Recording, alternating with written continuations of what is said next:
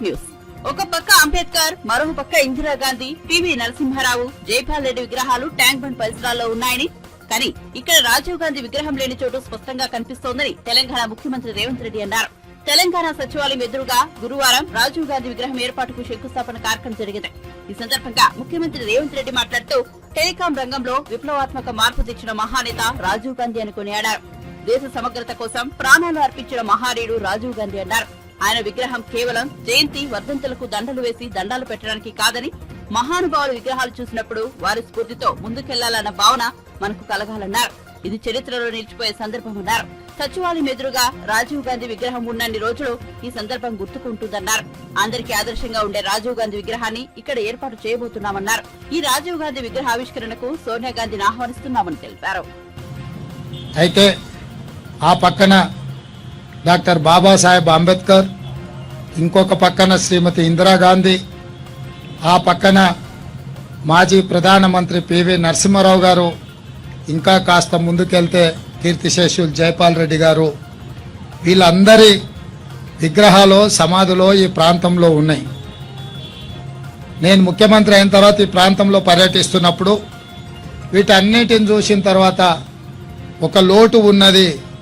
ఆ లోటే శ్రీ రాజీవ్ గాంధీ గారి విగ్రహాన్ని ఇక్కడ పెట్టడం ద్వారా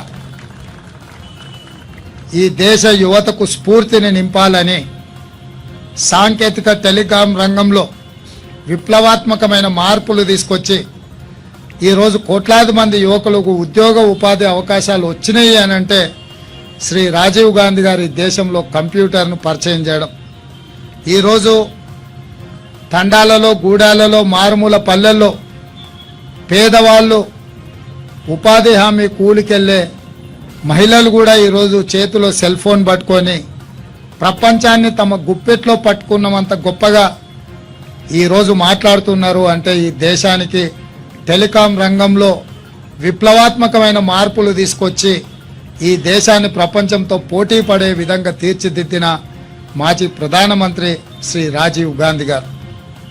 విప్లవాత్మకమైన మార్పులు ఉద్యోగ ఉపాధి అవకాశాలలోనే కాదు, యువతకు ఆదర్శంగా నిలబడే విధంగా దేశం కోసం అవసరమైనప్పుడు దేశాన్ని విచ్ఛిన్నం చేయాలని అసాంఘిక శక్తుల నుంచి, విదేశీ కుట్రల నుంచి దేశాన్ని కాపాడడంలో ఆఖరి శ్వాస వరకు, చివరి రక్తపు బొట్టు వరకు ఈ దేశ సమగ్రతను కాపాడడంలోనే వారు నిమగ్నమై చివరికి వారు నేల కొరిగారు.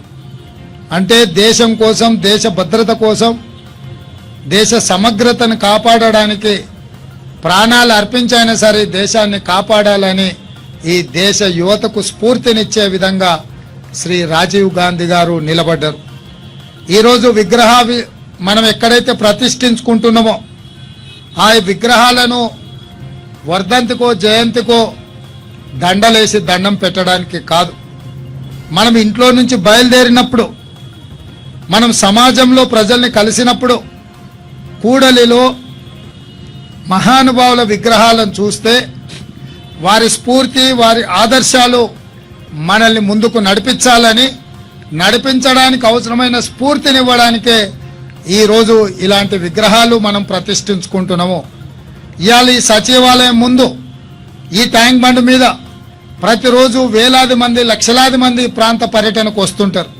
వాళ్ళందరికీ కూడా ఒక స్ఫూర్తిని నింపడానికి ఒక ఆదర్శవంతమైన నాయకుడి విగ్రహం ఇక్కడ ఉండడం ఎంతో అవసరమో ఆ ఆలోచనతోనే ఈరోజు ఇక్కడ శ్రీ రాజీవ్ గాంధీ గారి విగ్రహాన్ని మనం ఆవిష్కరించుకుంటున్నాము.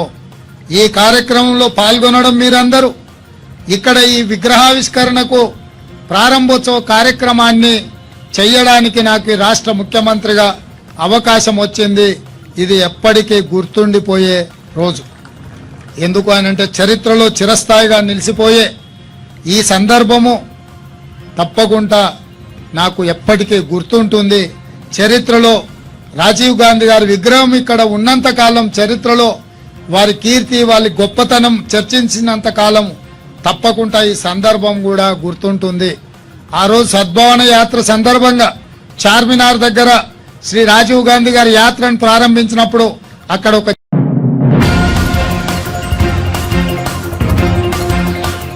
బొబ్బిలి శంకరావం సభలో టీడీపీ జాతీయ ప్రధాన కార్యదర్శి నారా లోకేష్ వాడివేడిగా ప్రసంగించారు. ఉద్యమాల గడ్డ ఉత్తరాంధ్ర, పోరాటాల గడ్డ ఉత్తరాంధ్ర, పౌరుషాల పురిటి గడ్డ ఈ బొబ్బిలేని అభివర్ణించారు. శ్రీ పైడితల్లి అమ్మవారుండ పుణ్యభూమి ఈ ఉమ్మడి విజయనగరం జిల్లా. మన్యంపులి, అల్లూరి సీతారామరాజు నడిచిన నేల ఈ విజయనగరం జిల్లా అని కొనియాడారు. ఇంతటి పవిత్ర భూమిపై చరిత్ర ఉన్న గడ్డపై నిలబడి మీ ముందు మాట్లాడడం నా అదృష్టమని నారా లోకేష్ తెలిపారు. తాడేపల్లి కొంపలో మియావ్ అనే పిల్లి ఉందని, మనమంతా గట్టిగా పోరాడితే మియావ్ అనే పిల్లి అక్కడి నుంచి పారిపోతుందని ఎద్దేవా చేశారు. సొంత పార్టీ కార్యకర్తలే మాకొద్దురా బాబు అని చెప్పే పరిస్థితి ఈరోజు. ఈ యాత్ర 2 సినిమా తీసిన ప్రొడ్యూసర్ జగన్ దగ్గరికి మధ్యన వెళ్ళాడంట. వెళ్ళి తమ్ముడు ఒక్క నిమిషం కూర్చోండి, అయిన తర్వాత నేను మాట్లాడు ఒక్క నిమిషం. యాత్ర 2 ప్రొడ్యూసర్ జగన్ దగ్గరికి వెళ్ళి డబ్బులంతా పోయింది, నన్ను మీరు ఆదుకోవాలంటే అప్పుడు జగన్ అన్నాడు, నాకేం సంబంధం, నష్టం వస్తే నీదే బాధ్యత, బయటికి పోని మెడబట్టి బయటికి ఇంటేసి. అప్పుడు ఆ యాత్ర 2 ప్రొడ్యూసర్ అంతిమ యాత్ర అని ఒక పోస్టర్ తయారు చేశాడు. ఆ పోస్టర్ పట్టుకుని జగన్ చూపించాడు, మీరు మాకు డబ్బులు ఇవ్వబోతే అంతిమ యాత్ర సినిమా నేను తీస్తానని. ఆ ప్రొడ్యూసర్ గారు చెప్తున్నా, మీరు తీయాల్సిన అవసరం లేదు, 2 నెలల్లో జగన్ అంతిమ యాత్ర మొదలవుతుంది.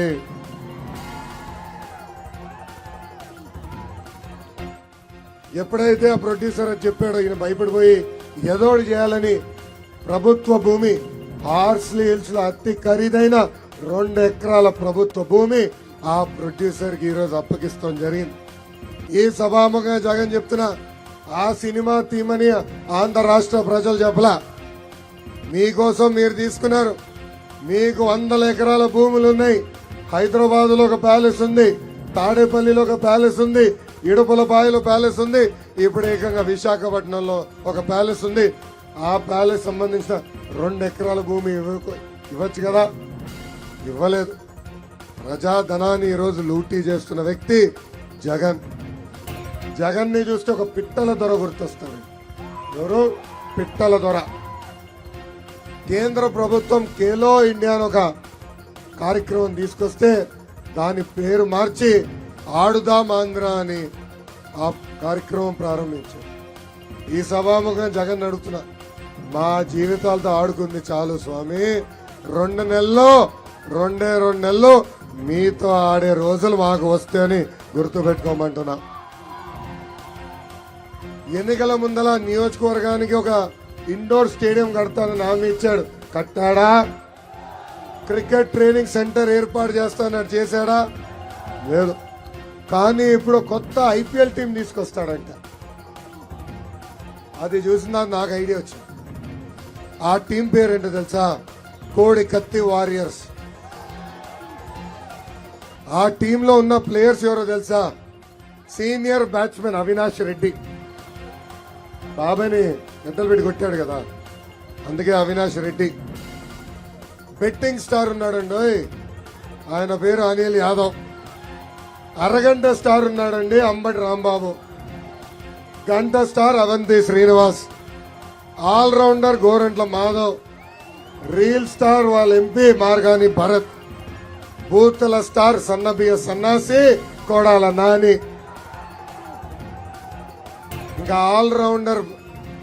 ఇంకా ఆల్రౌండర్ బియ్యపు మధుసూదన్ రెడ్డి. ఎంత అద్భుతంగా ఉంది కదా ఐపీఎల్ టీము, అద్భుతంగా ఉందా? ఎన్నికల ముందర ఏమన్నారు? 25కి 25 ఎంపీలు గెలిపించండి, ఢిల్లీ మెడ వంచి ప్రత్యేక హోదా తీసుకొస్తా ఉన్నారు. ప్రజలు 22 లోక్సభ ఎంపీలు ఇచ్చారు, 9 రాజ్యసభ ఎంపీలు ఇచ్చారు, అంటే 31 ఎంపీలు ప్రత్యేక హోదా తీసుకొచ్చారా అని ప్రజలందరూ ఒక్కసారి ఆలోచించాల్సిన అవసరం. ప్రత్యేక హోదా కాదు కదా, ఆ పార్టీకి చెందిన కొంతమంది ఎంపీలు ఢిల్లీకి వెళ్లి ఆంధ్ర రాష్ట్ర పరువు తీశారు. ఒక ఎంపీ ఏకంగా జిప్ తీసి భారతదేశానికి మొత్తం చూపించేశాడు. ఇంకొక ఎంపీ బాబాయిని లేపేశాడు కదా.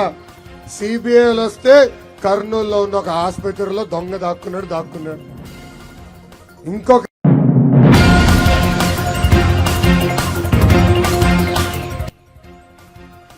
కాళేశ్వరం ప్రాజెక్టు విషయంలో సిబిఐ విచారణ జరిపించాలని గతంలో డిమాండ్ చేసిన నేటి ముఖ్యమంత్రి రేవంత్ రెడ్డి ఇప్పుడు ఆ సిబిఐ విచారణను కాళేశ్వరంలో కలిపేశారని బీజేపీ నేత మురళీధర్ రావు ఎద్దేవా చేశారు. దోపిడీకి సంబంధించిన ఆధారాలు పూర్తిగా తన వద్ద ఉన్నాయని టీపీసీసీ అధ్యక్షుడిగా పలుమార్లు చెప్పిన ముఖ్యమంత్రి ఇప్పుడు నిర్ణయాలు తీసుకునే అధికారాలు ఉన్నప్పటికీ దర్యాప్తు చేయడం లేదని ఆరోపించారు. దొంగలను జైల్లో పెట్టాల్సిన బాధ్యతను ప్రజలు రేవంత్ రెడ్డికి అప్పగించారని, అయినప్పటికీ మేడిగడ్డకు టూరిస్టు బస్సులను తీసుకుని వెళ్లటం ఏమిటి అని ప్రశ్నించారు. పోలీస్ జీపు వెళ్లి గత ప్రభుత్వంలో దోషులను ఎందుకు పట్టుకోవడం లేదని నిలదీశారు. ముఖ్యమంత్రి దృష్టికి మరల్చడం కోసం టైంపాస్ రాజకీయాలు చేస్తున్నారని ఆరోపించారు. బీఆర్ఎస్ కాంగ్రెస్ భాగస్వాములే అన్నారు. తెలంగాణ ఏర్పడుతున్నప్పుడు ఆంధ్రప్రదేశ్ రీఆర్గనైజేషన్ యాక్ట్ 2014 ఏదైతుందో దీనికి రచయితలు ఎవరు, ఇది రచించింది ఎవరు, ఇది నడిపించింది ఎవరు, మీరు గమనిస్తే అందరూ కూడా మాట్లాడుతున్నారు. కాంగ్రెస్ పార్టీ ఆ రోజు కేంద్రంలో ప్రభుత్వంలో కాంగ్రెస్ పార్టీ ఆధ్వర్యంలో మాత్రమే రీఆర్గనైజేషన్ యాక్ట్ నడిచింది. అప్పుడు భారతీయ జనతా పార్టీ ప్రభుత్వంలో లేదు కేంద్రంలో, అప్పుడు నరేంద్ర మోదీ గారు లేరు కేంద్రంలో, అప్పుడు సోనియా గాంధీ గారి నాయకత్వంలో మన్మోహన్ సింగ్ ప్రధానమంత్రి కాలంలో తెలంగాణ ఇస్తున్నటువంటి క్రమంలో కాంగ్రెస్ ప్రభుత్వము ఉంది. కాంగ్రెస్ రీఆర్గనైజేషన్ యాక్ట్ మూల రచయిత. వ్యక్తిగా వాళ్ళు ప్రచారం చేసుకున్నారు జయరాం రమేష్, దానికి కాంగ్రెస్ పార్టీ తరఫున రచయిత. అది సరిగా ఉందా లేదా, తెలంగాణకు అవసరమైనటువంటి విషయాలు వస్తున్నాయా లేవా, ఆ యొక్క పదాలు కానీ శబ్దాల యొక్క కూర్పు కానీ మనకు లక్ష్యాలకు అనుగుణంగా ఉందా లేదా అని వాళ్ళతో కలిసి పనిచేసి చూసినటువంటి తర్వాత క్లెయిమ్ చేసినటువంటి వ్యక్తి కేసీఆర్. ఈ ఇద్దరు కలిసి రీఆర్గనైజేషన్ యాక్ట్ రచించడం జరిగింది. ఆ రోజు భారతీయ జనతా పార్టీ దూరం వరకు కూడా దీన్ని డ్రాఫ్ట్ చేయడంలో పాత్ర లేదు. కాబట్టి ఎవరైతే ఈ రీఆర్గనైజేషన్ యాక్ట్ చేశారో, ఎవరైతే చేయడంలో సహకరించారో వాళ్ళిద్దరే ఈ యొక్క మీరు డ్రాఫ్ట్ విషయంలో, అది టీఆర్ఎంబీ కానీ అది కేఆర్ఎంబీ కానీ, Krishna river water management board లేదా Godavari river water management board, ఈ రెండు రాష్ట్రాల యొక్క నది నీటి సమస్యలను పరిష్కరించడం కోసం ఒక యాజమాన్య వ్యవస్థ ఏదైతే ఏర్పాటు చేశారో ఆ రూపకల్పన చేసింది ఆ యాక్ట్లో 2014లో. కాబట్టి నేను ప్రశ్నిస్తున్నా, దొంగలు ఎవరైనా వీళ్ళిద్దరే, తెలంగాణకు అన్యాయం చేయడానికి ఎవరు సహకరించినా వీళ్ళిద్దరే. కాబట్టి ఈరోజు ఏదైనా నష్టం వచ్చినా, లోపం ఉన్నా, కష్టం ఉన్నా దానికి బాధ్యత వహించాల్సినటువంటి పార్టీలు ఈ రెండు మాత్రమే. వీళ్ళు వేరే వాళ్ళ మీద వేసేటువంటి నైతిక అధికారం కానీ రాజకీయ అధికారం కానీ లేదు. ఇది ప్రధానమైనటువంటి విషయం, తెలంగాణ ప్రజలు గుర్తించాలా, గమనించాలా. రెండవది, అందులో అడహాక్ అలొకేషన్ ఆఫ్ వాటర్ ఏదైతే ఉందో, మనకు తాత్కాలికంగా ఏదైతే వాటర్ ఏదైతే నిర్ణయించడం జరిగిందో, చాలామంది మాట్లాడుతున్నారు అడహాక్ అలొకేషన్ ఆఫ్ వాటర్ ఏదైతుందో, ఈ అడహాక్ అలొకేషన్ ఆఫ్ వాటర్ మనకు అన్యాయం జరిగింది. మనకు అన్యాయం జరిగింది. తెలంగాణ ఏర్పడమే మన తెలంగాణ నీటి సమస్య అనేది ప్రధానమైనటువంటి కేంద్రమైన సమస్య అనుకున్నప్పుడు, రీఆర్గనైజేషన్ యాక్ట్ దాని పర్యావసానం నిర్ణయిస్తున్నప్పుడు, దాని తర్వాత నిర్ణయిస్తున్నప్పుడు అడహాక్ ఏదైతే అలొకేషన్ ఆఫ్ వాటర్ ఏదైతుందో అది మనం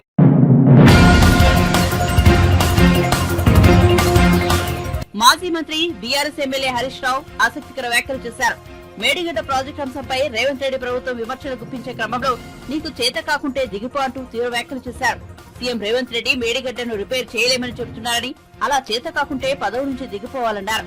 నేనే ముఖ్యమంత్రిగా ప్రమాణ స్వీకారం చేసి మేడిగడ్డను పునరుద్ధరించి చూపిస్తా, అక్కడి నుంచి నీళ్లు ఎత్తిపోసే బాధ్యతను కూడా తీసుకుంటారని రేవంత్ రెడ్డికి సవాల్ చేశారు. దయచేసి పునరుద్ధరణ చర్యలు వెంటనే చేపట్టండి, నిపుణుల సహాయం తీసుకోండి. ఇంకోటి, ఏ ఎంక్వైరీ అయినా వేయండి, తప్పు చేసిన వారి మీద చర్య తీసుకోండి. అది నేను శాసనసభలోనే డిమాండ్ చేసిన, దానికి మేమేం భయపడేది లేదు. తప్పు చేయనప్పుడు మాకు ఎటువంటి భయం లేదు, ఎందుకంటే మేము తప్పు చేయలేదు.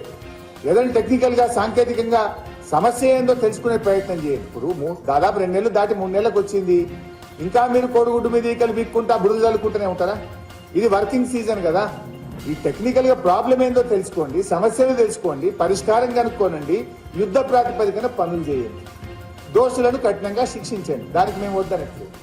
కానీ మీరు ఎంతసేపు ఏం చేయాలో ముందుకు పోకుండా అదేదో సినిమా చూపించినట్టుగా చూపించండి. మరి మొత్తం చూపించింది. రాండి మల్లన్న సాగ చూపింది, కొండపోచమ్మ చూపింది, రంగనాయక సాగ చూపింది, హల్దీ వాగు చూడండి, కుడవెల్లి వాగు చూడండి, నిండిన చెరువులు చూడండి. అవన్నీ ఎందుకు చూపించరు? మలకపేట ఎందుకు చూపించరు? అంటే మీరు కేవలం ఒక భూతద్దంలో పెట్టి మా మీద బుద్ధ జల్లే ప్రయత్నంలో మీరు ఉన్నారు. కానీ ప్రజలకు వాస్తవాలు తెలుసు. తెలవదా? ఇలా మెదక్ జిల్లాలో కాళేశ్వరం ఫలితం అందుకున్న దుబ్బాక, సిద్దిపేట, గజ్వేల్, నర్సాపూర్, మెదక్ ఆ జిల్లా రైతులకు తెలవదా? సిరిసిల్ల రైతులకు తెలవదా? అదే విధంగా మరి ఆ కోదాడ, సూర్యాపేట, మరి అదే విధంగా తుంగతుర్తి, నర్సంపేట, డోర్నకల్లు, మరి మహబూబాదు, పాలకుర్తి, కేసముద్రం ఆ రైతులకు తెలవదా? గతంలో ఎందుకు రాలే? కాళేశ్వరం వచ్చినాకనే ఎందుకు నీళ్ళు వచ్చినాయో ఆ రైతులను అడిగితే చెప్పరా? సో ఇవన్నీ వాస్తవాలు ప్రజలకు తెలుసు. మీరు అనవసరంగా మా మీద బురద జల్లడం మాని పరిపాలన మీద దృష్టి పెట్టండి. ఇలా శాసనసభలో కూడా ఎంతసేపు మాకు మైక్ ఇయ్యరు, మా గొంతు నొక్కే ప్రయత్నం చేస్తారు. మీరు ఇవాళ దయచేసి మీడియా మిత్రులను కూడా కోరుతున్నా, 39 మంది ఉన్న మాకెంత సమయం ఇచ్చారు, మిగతా పార్టీలకు ఎంత సమయం ఇచ్చారో ఒక్కసారి మీరు ఆలోచించండి. తీయండి, సభ రికార్డు చూడండి. ఇవాళ గౌరవనీయులు పెద్దలు శ్రీహరి గారు మాట్లాడితే ఎన్నిసార్లు అడ్డం తలిగారు, ఎన్నిసార్లు ఆయన ఇబ్బంది పెట్టే ప్రయత్నం చేసినారు.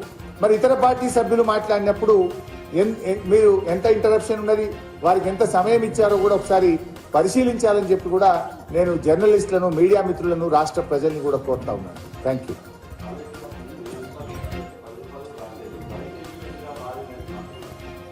ఇప్పటిదాకా అదే చెప్పినా కదా బైసాబ్. ఇప్పుడు కాళేశ్వరం ఫలితాలు ఏందో చెప్పినా కదా. ఎన్ని జిల్లాలకు త్రాగునీరు వచ్చింది, ఎన్ని చెరువులు నిండినాయి, ఎంత మత్స్య సంపద పెరిగింది, ఎంత పంట పండింది.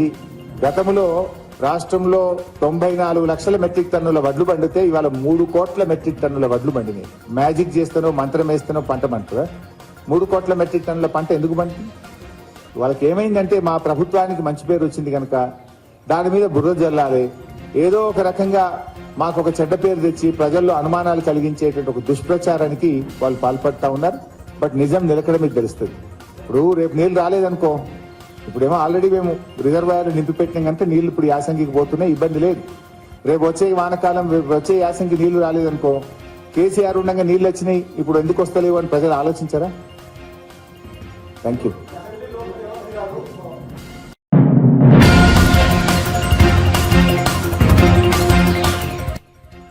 పదేళ్లు ఈ ముఖ్యమంత్రి బాధ్యతలోనే ఉండి ప్రజల కోసం 24 గంటలు పనిచేస్తారని మీరు ఆశీర్వదిస్తేనే మరో 10 ఏళ్లు ఇందిరమ్మ రాజ్యం ఉంటుందని ముఖ్యమంత్రి రేవంత్ రెడ్డి అన్నారు. ఎల్బీ స్టేడియంలో హోంశాఖ ఏర్పాటు చేసిన కార్యక్రమంలో కొత్తగా ఎంపికైన కానిస్టేబుల్ అభ్యర్థులకు నియామక పత్రాలను ఆయన అందించారు. ఈ సందర్భంగా మాట్లాడుతూ నిరుద్యోగులు ఎవరు అధైర్యపడవద్దని, మీ సమస్యలను పరిష్కరిస్తానని హామీ ఇచ్చారు. తెలంగాణ కోసం పోరాడిన యువత ఉద్యోగాలను సాధించడం ఆనందంగా ఉందన్నారు. తాను ముఖ్యమంత్రిగా ప్రమాణం చేసినప్పుడు ఎంతగా సంతోషించారో ఇప్పుడు అంతే ఆనందం వేస్తోందన్నారు. ఆత్మహత్య చేసుకునే పరిస్థితి నుంచి యువతను గట్టెక్కిస్తామన్నారు. మీకు ప్రభుత్వ ఉద్యోగం వస్తే మీ భవిష్యత్తు బంగారు బాటలు పడుతుందని, తద్వారా తమ కష్టాలు, తమ కలలు నెరవేరుతాయని మీ తల్లిదండ్రులు కలలు కంటున్నారు. 2014లో తెలంగాణ రాష్ట్రం వచ్చిన తర్వాత లక్షలాది మంది నిరుద్యోగ యువకులు తమ బాధలు తీరుతాయని, తమ కలలు నెరవేరుతాయని ఎదురు చూసింది. కానీ ఆనాటి పాలకులు నిరుద్యోగ యువకుల యొక్క సమస్యలను పరిష్కరించాల్సింది పక్కన పెట్టి తమ కుటుంబం కోసం, తమ పదవుల కోసం, తమ సంపాదన కోసం తాపత్రయపడ్డారు తప్ప మీ సమస్యల్ని పరిష్కరించాలని ఆలోచన చేయలే. అందుకే ఆనాటి నుంచి ఈనాటి వరకు 9.5 సంవత్సరాలు ప్రభుత్వ ఉద్యోగ ఖాళీలను భర్తీ చేయాలన్న ఆలోచన కానీ ఆ దిశగా ప్రయత్నం చేసిన పాపాన పోలే. అందుకే మేము బాధ్యత తీసుకున్న ఎంబడే శాఖల వారీగా సమీక్షించి వివిధ న్యాయస్థానాలలో ఉన్న కేసులను అన్నిటిని పరిశీలించి ఆ కేసులన్నిటిని కూడా పరిష్కరించి కొంతమంది ఆవేదనతో లేదా కొంతమంది తమ అవగాహన ఆలోచనలతో న్యాయస్థానాల తలుపు తట్టినప్పుడు వాళ్ళకు ఒక నమ్మకాన్ని విశ్వాసాన్ని కల్పించి న్యాయస్థానాలలో మీ తరఫున కొట్లాడాల్సిన ప్రభుత్వాలు నిర్లక్ష్యం వహించడం వల్ల దాదాపుగా ఏప్రిల్ 2022లో మీ నోటిఫికేషన్ వస్తే దాదాపుగా 22 నెలలు మీ ఉద్యోగ నియామకాలు చేపట్టలేదు. అందుకే నేను అధికారులతో సమీక్షించి న్యాయపరమైన చిక్కులను తొలగించి ఈరోజు 13,445 ఉద్యోగాల ఖాళీలను భర్తీ చెయ్యాలి. మా తమ్ముళ్ళు మా చెల్లెళ్ళ గుండెల్లో ఆనందం పొంగాలి, మీ కళ్ళల్లో వెలుగులు చూడాలి అని చెప్పి ఈరోజు ఈ కార్యక్రమాన్ని చేపట్టడం జరిగింది. అందుకే మిత్రులారా, ఈరోజు మీకు ఈ వేదిక మీద నుంచి మీ అన్నగా మీ రేవంత్ అన్నగా నేను అండగా ఉంటా. మీరెవరు అధైర్యపడకండి. మీ సమస్యల్ని పరిష్కరించే బాధ్యత మా ప్రభుత్వం తీసుకుంటుంది. ఎందుకంటే ఈ ప్రభుత్వం మీది, ఈ ప్రభుత్వం పేదలది, ఈ ప్రభుత్వం ప్రజా ప్రభుత్వం, ప్రజల కోసమే పనిచేస్తుంది, ప్రజా సమస్యల్ని పరిష్కరిస్తుంది. అందుకే ఈరోజు రాష్ట్రంలో ఉన్న లక్షలాది మంది నిరుద్యోగ యువకులకు ఈ వేదిక మీద నుంచి పిలుపునిస్తున్నా. ఆనాటి ప్రభుత్వం చిక్కుముళ్ళు వేస్తే ఒక్కొక్క చిక్కుముడిని విప్పుకుంటూ సమస్యల్ని పరిష్కరించుకుంటూ స్టాఫ్ నర్సుల ఉద్యోగాలు మన ఆడబిడ్డలు మన చెల్లెలకు 6,956 ఉద్యోగ నియామక పత్రాలు ఇదే ఎల్బీ స్టేడియంలో అధికారికంగా వాళ్ళకు అందించడం.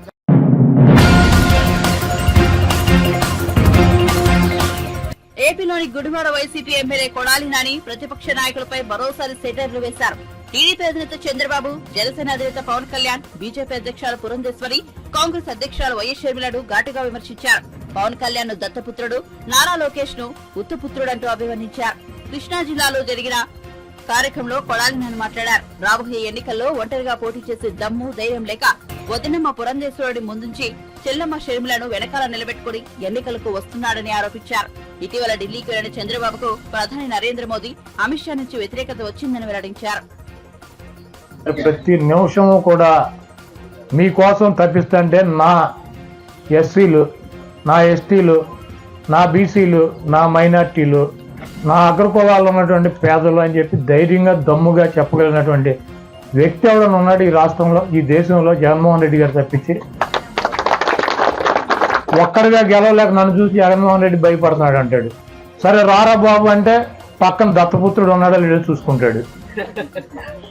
సరే ఉన్నాడు వెళ్దాం రమ్మంటే ఈ పక్కన ఉత్తపుత్రుడు ఉన్నాడా లేడని మళ్ళీ ఈయన చూసుకుంటాడు.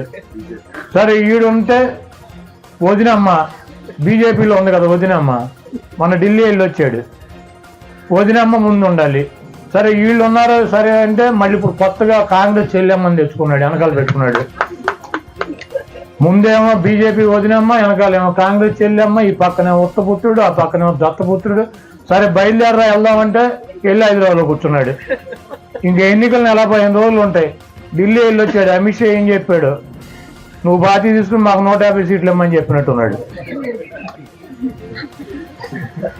వాళ్ళ మబ్బులో పెడదామని వెళ్ళాడు. అంతకుముందంటే పాపం అద్వానీ గారు, వాజ్పేయి గారు ఉండేవాడు. ఈయనేం చెబితే ఈ కథలన్నీ వినేవారు వాళ్ళిద్దరూ. వీళ్ళ పెద్ద తురుము తోపు అని.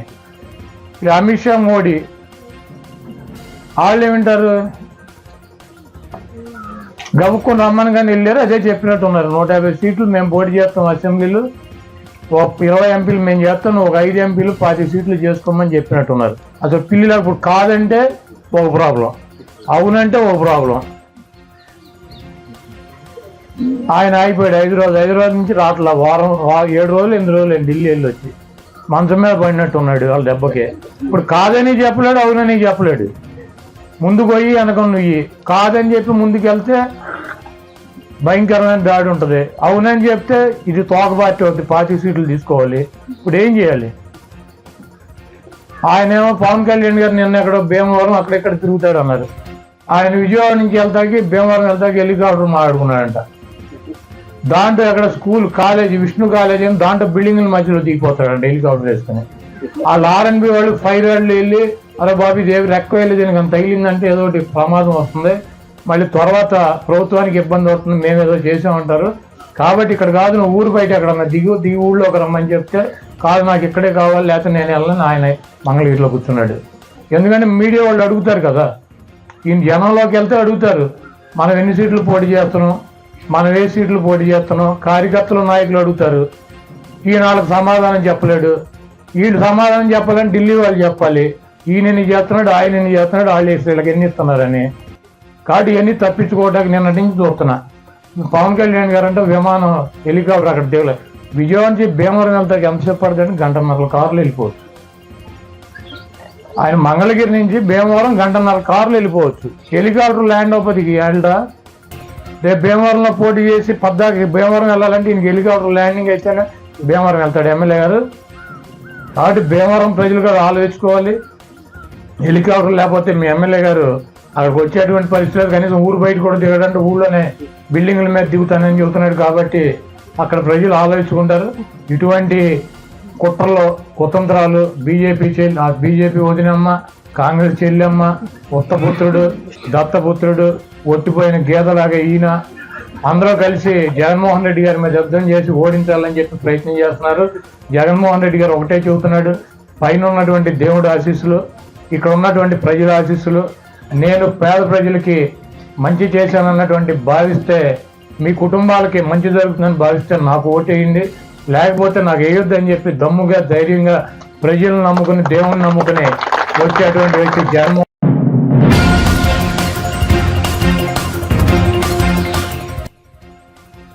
యునైటెడ్ అరబ్ ఎమిరేట్స్ రాజధాని నగరం అబుదాబికి సమీపంలో హిందూ దేవాలయాన్ని భారత ప్రధానమంత్రి నరేంద్ర మోదీ బుధవారం ప్రారంభించారు.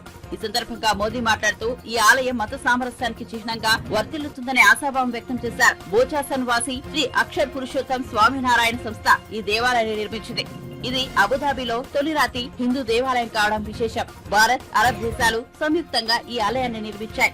హిందూ మతంలోని వైష్ణవుడైన స్వామినారాయణ సంప్రదాయానికి చెందిన బోధ సన్యాసి అక్షర్ పురుషోత్తం స్వామి నారాయణ సంస్థ ఈ ఆలయాన్ని నిర్మించింది. ఈ ఆలయ నిర్మాణానికి అవసరమైన భూమిలో 13.5 ఎకరాల భూమిని ముస్లిం రాజు అయిన Sheikh Mohammed bin Zayed Al Nahyan బహుమతిగా ఇచ్చారని బీఏపీఎస్ ప్రతినిధి తెలిపారు. మత సామరస్యానికి ప్రతీకగా ఈ ఆలయానికి వాస్తుశిల్పిగా క్యాథలిక్ క్రిస్టియన్, ప్రాజెక్ట్ మేనేజర్ గా సిక్కు మతస్థుడు, ఫౌండేషన్ డిజైనర్ బుద్ధిస్టు కాగా నిర్మాణ సంస్థ పార్సీలకు చెందినది. డైరెక్టర్ జైన మతానికి చెందిన వ్యక్తి అని బీఏపీఎస్ ప్రతినిధి వెల్లడించారు. और उस दिन मैंने कहा था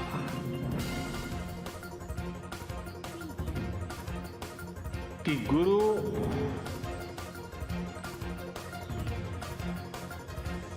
की हम बहुत तारीफ तो करते रहते हैं, लेकिन कभी सोचा है कि किसी गुरु ने कहा कि यमुना के तट पर अपना भी कोई स्थान हो और शिष्य रूपी प्रमुख स्वामी महाराज ने अपने गुरु की उस इच्छा को परिपूर्ण कर दिया था।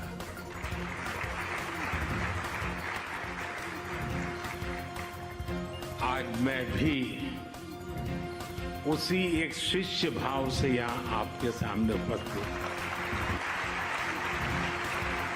कि आज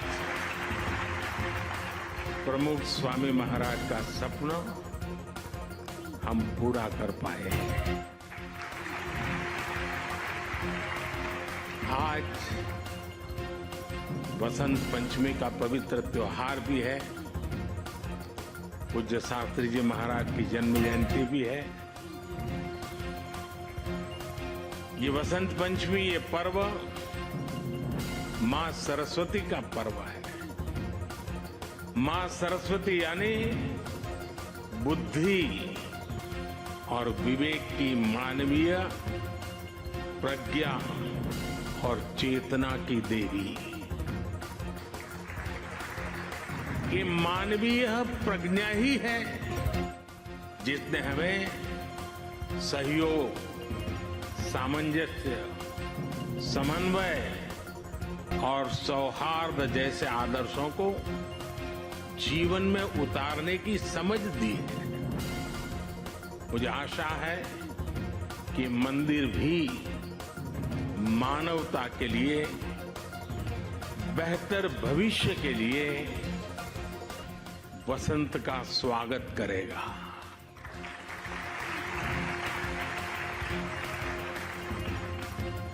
ये मंदिर पूरी दुनिया के लिए सांप्रदायिक सौहार्द और वैश्विक एकता का प्रतीक बनेगा। भाइयों और बहनों, यूएई के minister of tolerance his excellency Sheikh Nahyan Al Mubarak यहां विशेष तौर पर उपस्थित है और उन्होंने भाव भी जो व्यक्त किए, जो बातें हमारे सामने रखी, वो हमारे उन सपनों को मजबूत करने का उनके शब्दों में उन्होंने वर्णन किया है। मैं उनका आभारी हूं। साथियों, इस मंदिर के निर्माण में यूएई की सरकार की जो भूमिका रही, उसकी जितनी तारीफ की जाए उतनी कम है।